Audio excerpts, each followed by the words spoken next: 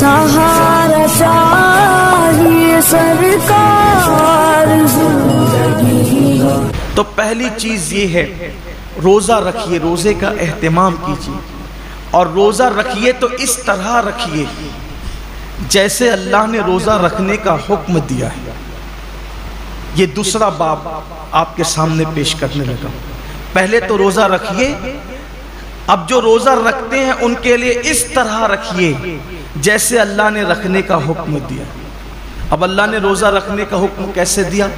حدیث پاک میں آتا ہے کہ اللہ کے رسول صلی اللہ علیہ وآلہ وسلم فرماتے ہیں کہ بعض روزے دار ایسے ہوتے ہیں جن کو روزے میں بھوک اور پیاس کے سوا کچھ نصیب نہیں ہوتا، یعنی صرف وہ بھوکے اور پیاسے رہتے ہیں، بس ان کو کچھ ملنا نہیں ہے۔ وجہ اس لیے کہ انہوں نے جو حلال کھانا تھا، توجہ کرنا، جو حلال کھانا تھا، جیسے کھانا حلال ہے نا، پانی بھی حلال ہے، مغرب بعد تو کھا سکتے ہیں نا، وہ تو حلال ہی ہے، صبح صادق سے پہلے کھا سکتے ہیں، حلال ہی ہے، لیکن روزہ رکھنے کی نیت کرنے کی وجہ سے وہ حرام ہو گیا تو رک گئے کھانے پینے سے۔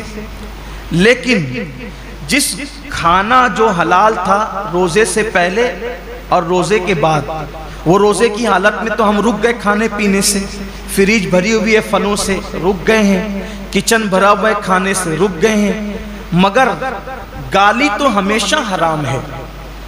کیا روزے میں لوگ گالی سے بھی رکے؟ پاپ کی نظر کسی عورت پہ اٹھانا یہ تو ہمیشہ حرام ہے۔ کیا آنکھوں کو بھی لوگوں نے کنٹرول کیا؟ نماز ترک کرنا یہ ہمیشہ حرام ہے، نماز کو چھوڑ دینا یہ ہمیشہ حرام ہے۔ کیا لوگ روزے کی حالت میں نماز کے پابند ہوئے؟ بے شمار روزے دار ہیں جو نیند سے اٹھتے ہیں، بستر پہ سحری کھاتے ہیں، وہی سو جاتے ہیں۔ یہ کون سا روزہ ہے جس میں کوئی نماز ہی نہیں؟ یہ کون سا روزہ؟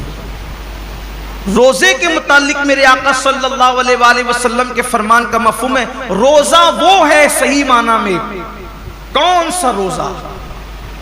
جو آنکھ کا بھی روزہ ہو، جو زبان کا بھی روزہ ہو، جو کان کا بھی روزہ ہو، جو ہاتھ کا بھی روزہ ہو، جو پیر کا بھی روزہ ہو۔ آنکھ کا روزہ یہ ہے کہ جن چیزوں کو اللہ نے حرام کر دیا روزے کی حالت میں انہیں نہ دیکھو۔ یہاں تو روزے میں لوگ گیم کھیلتے بیٹھے ہوئے، دیکھ لیجئے ٹائم پاس کر رہے ہیں۔ کیوں بھائی گیم کھیلتے ہو، تسبیح کیوں نہیں پڑھ سکتے؟ یہ تو مہینہ تسبیح اور تلاوت کا ہے، درود شریف کا ہے۔ اچھا یہ تو گیم کھیل رہے ہیں، اس میں کوئی تصویر تو نہیں ہے، یہ حرام تو نہیں ہے؟ اسلام میں وقت ضائع کرنا ہی حرام ہے، تضییع اوقات حرام ہے اسلام کے اندر۔ گیم کھیلنا موبائل پر یہ حرام ہے۔ حالت روزہ میں یہ کون سا حرام کام لوگ لے کے بیٹھ گئے؟ بچے گیم کھیل رہے ہیں، جوان گیم کھیل رہے ہیں، عورتیں گیم کھیل رہی ہیں، لگے ہوئے سب موبائل پر۔ تو روزہ رکھا تو کیا معاذ اللہ ہم نے احسان کیا کہ آپ گیم کھیلنے بیٹھ گئے؟ یہ روزہ تو نہیں ہو سکتا۔ کچھ لوگ سیریل دیکھتے ہیں روزے کی حالت میں، بلکہ یہ روحانی تربیت کا مہینہ ہے کہ جب آنکھوں سے پاپ نہیں ہوگا، کانوں سے ناجائز حرام چیزیں نہیں سنیں گے، ہاتھ سے کسی پہ ظلم نہیں کریں گے، زبان سے کسی کو گالی نہیں دیں گے، جھوٹ نہیں بولیں گے، غیبت نہیں کریں گے، پیر سے حرام جگہ چل کر نہیں جائیں گے، تو ایک مہینے کے اندر یہ روحانی تربیت ہوگی۔ تو جب رمضان شریف تو چلا جائے گا لیکن یہ نیک عادتیں انسان میں باقی رہ جائے گی، اس طریقے سے انسان کی زندگی بدل جائے گی۔ یہ مہینہ بدلنے کے لیے آتا ہے، یہ مہینہ انسان کو تبدیل کرنے کے لیے آتا ہے، یہ مہینہ انسان کی زندگی میں انقلاب برپا کرنے کے لیے آتا ہے۔ اب زبان جھوٹ بول ہی رہی ہے۔ کچھ لوگوں کا تو روزہ اس وقت تک مکمل ہی نہیں ہوتا جب تک وہ دو چار لوگوں سے جھگڑا نہ کریں۔ بڑا نازک ہوتا ہے کچھ لوگوں کا روزہ، یعنی ان کا دماغ چڑچڑا ہو جاتا ہے روزے کے اندر، اس سے لڑ، اس سے جھگڑ، اس کو گالی دے، اس سے یہ حالت ہوتی ہے۔ روزہ یہ نہیں، اللہ کے رسول علیہ السلام فرماتے ہیں اگر کوئی روزے کی حالت میں تم سے جھگڑا کرے تو اس کو کہہ دو کہ بھئی میں روزے سے، میں اپنا روزہ خراب نہیں کرنا چاہتا۔ روزے میں جھگڑا نہیں ہونا چاہیے، روزہ نہیں ہے۔ اب آپ کے سامنے بتاؤں، ایسا روزہ رکھو کہ کھانے پینے کے ساتھ آنکھ پہ بھی کنٹرول ہو، زبان پہ بھی کنٹرول ہو، ہاتھ پہ بھی کنٹرول ہو، پیر پہ بھی کنٹرول ہو، سوچ پر بھی کنٹرول ہو۔ اب ایسے روزے کا صلہ کیا ہے؟ تو اللہ خود فرماتا ہے روزہ میرے لیے ہے اور میں ہی اس کی جزا ہوں۔ یعنی ہر نیکی اور ہر نیک عمل کی جزا جنت ہو سکتی ہے، لیکن روزہ تنہا وہ عبادت ہے کہ آپ نے جس کا حق ادا کیا اس کا صلہ جنت نہیں بلکہ مالک جنت ہے۔ سوچے تو صحیح روزہ کیا چیز ہے۔ مالک جنت کیسے صلہ ہے؟ مطلب یہ کہ اللہ روزے داروں کو اپنا دیدار نصیب فرمائے، روزے داروں کو خدا کا دیدار۔ صحابہ نے پوچھا یا رسول اللہ ہم اللہ کا دیدار کیسے کریں گے؟ تو آقا فرماتے ہیں جیسے تم آسمان پر چاند دیکھتے ہو بلا تکلف بلا تمثیل، تم اللہ کا یوں دیدار کرو۔ سوچئے حضور اتنے خوبصورت ہیں تو حضور کو بنانے والے رب کے حسن کا عالم کیا ہوگا؟ کائنات اتنی خوبصورت ہے تو کائنات کو بنانے والے رب کے حسن اور اس کے جمال کا عالم کیا ہوگا؟ تو اللہ کے لیے ایسا روزہ رکھو۔ اور پھر جاتے جاتے یہ مہینہ مواسات کا مہینہ، غم گساری کا مہینہ ہے، غم خاری کا مہینہ ہے۔ مواسات کا مطلب، غم گساری کا مطلب، غم خاری کا مطلب ایک دوسرے کا خیال رکھو، ایک دوسرے کا خیال رکھو، نمائشی طور پر نہیں، حقیقی طور پر۔ ایک دوسرے کا خیال رکھنے کا مطلب اگر کوئی حاجت مند نظر آئے اس کی حاجت کو پورا کرو، کوئی تکلیف میں نظر آئے اس کی تکلیف کو پورا کرو۔ بلکہ آپ مجھے یہ بتائیں کہ آخر اللہ رب العزت تو بے نیاز ہے، جن کے گھر کی فریجیں بھری ہے، کچن بھرے، ان کو بھوکا رہنے کا حکم کیوں دیا؟ کبھی سوچا روزے کا فلسفہ کیا ہے کہ دن بھر تمہیں بھوکا پیاسا رہنا ہے، سب کچھ ہے پھر بھی بھوکا پیاسا رہنا؟ جیسے کچھ نیکیاں کچھ عبادتیں خاص مالداروں کے لیے رکھی ہے، ویسے کچھ عبادتیں اللہ غریبوں کے لیے رکھ دیتا ہے۔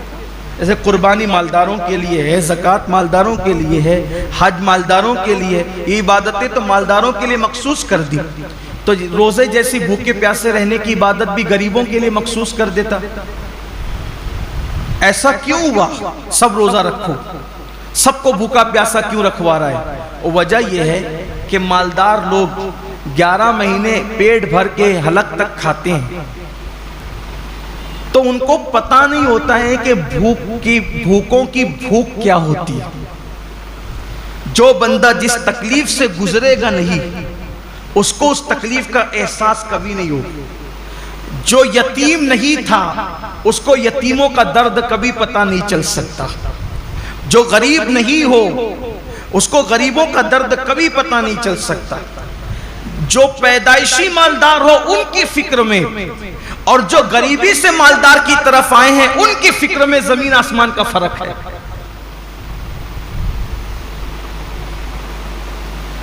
ایک مرتبہ کا واقعہ ہے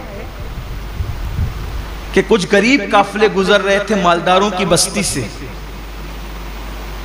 کچھ غریبوں کے قافلے گزر رہے تھے مالداروں کی بستی سے، تو وہ نیچے کی پڑی ہوئی روٹیاں اٹھا کر کے کھا رہے تھے۔ تو مالداروں کے بچوں نے ان کو دیکھا تو اپنے باپ سے پوچھا کہ یہ لوگ نیچے کی روٹی پڑی ہوئی کیوں اٹھا کے کھاتے ہیں؟ تو باپ نے جواب دیا بیٹے ان کو روٹی نہیں ملی اس لیے یہ روٹی اٹھا کے کھاتے۔ تو کہا ابا ان کو روٹی نہیں ملے تو انہیں چاہیے تھا کہ یہ دکان سے کیک خرید لیتے۔ اب اس بچے کو کیا پتا کہ جنہیں روٹی نصیب نہیں وہ کیک کہاں سے خریدیں گے، لیکن اس کی سوچ تھی چونکہ وہ مالدار گھر میں پیدا ہے۔ تو جو غربت، اسی لیے اللہ نے اپنے محبوب صلی اللہ علیہ وآلہ وسلم کو یتیم پیدا فرمایا، اسی لیے اللہ نے اپنے محبوب صلی اللہ علیہ وسلم کی پرورش غریب گھر میں فرمائی۔ کیوں؟ کہ محبوب کو ایسی غربت سے گزارو اور ایسی یتیمی سے گزارو، کیونکہ جو غریبوں کا ماوا اور یتیموں کا ملجا بنا کر بھیجا گیا ہو، جب تک اس منزل سے گزریں گے نہیں تو وہ حقیقی درد کا احساس جو ایک غریب کو غربت کی وجہ سے ہو سکتا ہے، ایک یتیم کو یتیمی کی وجہ سے اسی لیے تو اللہ کے رسول علیہ السلام یتیموں کو دیکھتے تھے تو آنکھوں میں آنسو آ جاتے تھے. کیوں؟ اس لیے کہ حضور خود یتیمی سے گزرے تھے، وہ در یتیم